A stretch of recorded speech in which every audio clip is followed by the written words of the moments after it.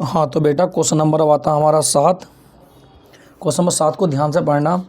एक समकोण त्रिभुज की रचना कीजिए जिसकी भुजाएं कण के अतिरिक्त 4 सेमी 3 सेमी लंबाई की हों, और फिर एक अन्य त्रिभुज की रचना कीजिए जिसकी भुजाएं दिए हुए त्रिभुज की 5/3 गुनी। तो कहने का मतलब यह है, हमारे पास कोई समकोण त्रिभुज जो होता है, समकोण त्रिभुज में ये जो भुजा होती है इसे बोलते हैं लंब, ये जो होती है आधार, और ये हमारा होता है कण। जो 90 अंश के कोण के सामने की भुजा होती है कण कहलाती है। तो इसने पहले ही लिख दिया है कण के अतिरिक्त, यानी कि हमें कण को नहीं लेना है। 4 सेमी भुजा और 3 सेमी भुजा, इन दोनों में कोई सी भी हो सकती है। चाहे तुम इसे 4 इसे 3 समझो, या इसे 4 या इसे 3 समझो। तो सबसे पहले हम आधार खींचते हैं 4 सेमी का। सर्वप्रथम हम खींचते हैं 4 सेमी का एक आधार।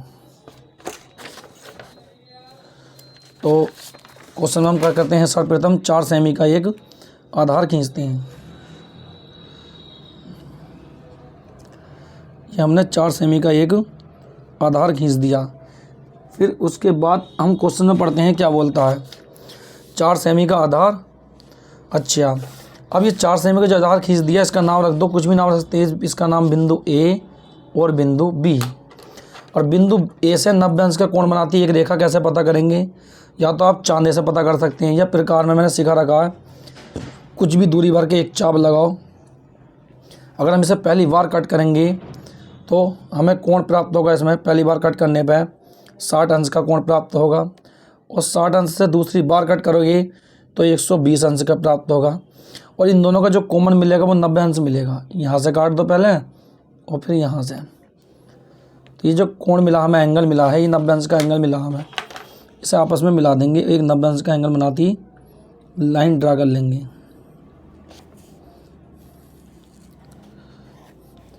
उसके बाद फिर हमसे बोला गया, इसमें पढ़ेंगे भुजा एक तो 4 सेमी दी, दूसरी भुजा दी गई है 3 सेमी।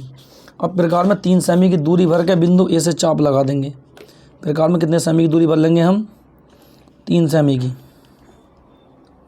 ये देखो 3 सेमी की दूरी हमने भर ली, और 3 सेमी की दूरी भरने के बाद बिंदु ए से एक चाप लगा देंगे तो हमें बिंदु प्राप्त हो जाएगा। जो बिंदु रह गया था सी, ये बिंदु हमें सी प्राप्त हो गया। अब आगे को तो सेम प्रोसेसिंग है, आप कर सकते हो।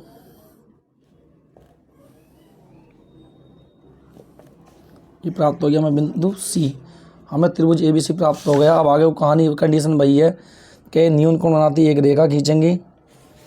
उसके बाद इसमें कितने गुना बोला गया? इसमें 5/3 गुना। कितना बोला? 5/3 गुना। जो 5/3 बोला है तो इसमें सबसे बड़ा बिंदु 5। तो प्रकार में कुछ भी दूरी भर के समान दूरी की 5 चाप हैं। देखो A1, A2, A3, A4, A5।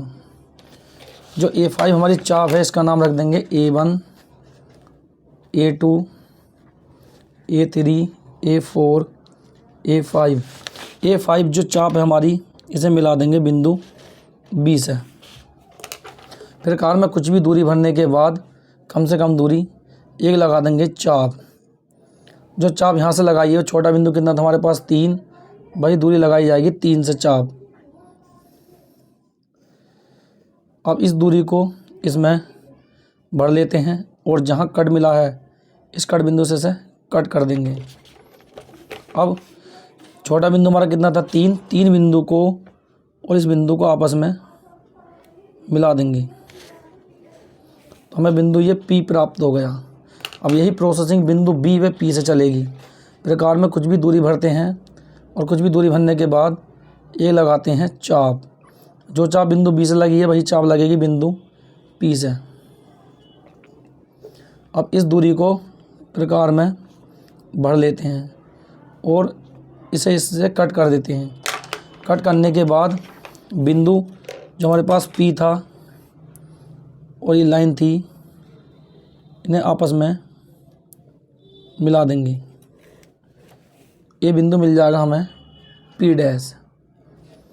Same processing आगे को इसकी रचना के चरण लिख सकते हैं। तुमने क्या क्या करा मैंने बता चुका हूँ कि सर्वप्रथम हमने AB बराबर 4 सेमी लंबे एक रेखाखंड खींचा। बिंदु ए से समकोण बनाती एक रेखा AX खींची। बिंदु ए से 3 सेमी की चाप लगाई, हमें त्रिभुज ABC प्राप्त हो गया। फिर बिंदु B से न्यून कोण बनाती एक रेखा AY खींची। रेखा AY पर समान दूरी की 5 चाप A1, A2, A3, A4, A5 लगाई। A5 B को मिलाया, A5B के समांतर A3P खींची और BC के समांतर P डैश खींची। और सिद्धीकरण इसका सेम वही जो पहले क्वेश्चन में करवा चुका हूँ। तो हमारी एक्सरसाइज 11.1 आज कंप्लीट हुई। और आप एक्सरसाइज का स्क्रीनशॉट लेना चाहते हैं तो ले सकते हैं।